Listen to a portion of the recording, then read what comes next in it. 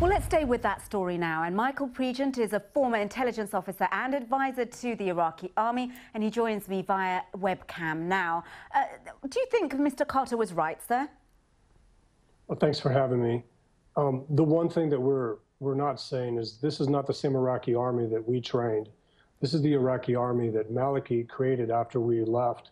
He accelerated the process right around 2008 with the Shiification of the Iraqi security forces. What we're seeing is an Iraqi army that's not willing to fight and die for Sunni areas because it has become predominantly Shia.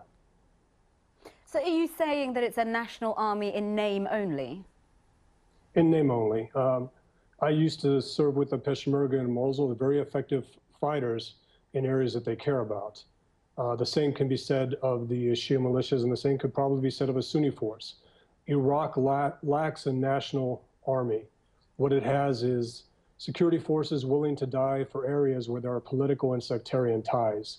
Right now, there is no Sunni force willing to take on ISIS that Baghdad is willing to support and arm, and that's why ISIS is having success in these areas. Okay, so if that is the case, what can be done about it? Well, you have a cadre of American advisors that used to work with the Sunni tribes and the Sons of Iraq. You have relationships there. These Sunni tribal sheikhs have been begging us for weapons and arms and to send back the U.S. advisors that they know and trust. We have a trust vacancy in the Sunni areas. We need to win back that trust. And we're not going to do it if we keep arming and supplying Iranian-backed Shia militias and this sectarian Iraqi army. We need to be a closer friend of Baghdad than Iran is in order to have success. I mean, you say we need to be the US needs to be a closer friend to Baghdad than Iran is.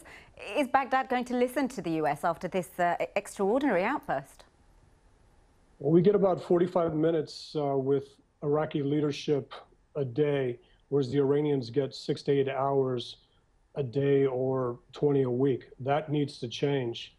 What the Iraqi army, or what Baghdad is hearing today with the Secretary of Defense saying that this is an Iraqi army not willing to fight, it can show where it has fought. Unfortunately, the areas where it has had success are areas where this predominantly Shia force has had sectarian ties to an area.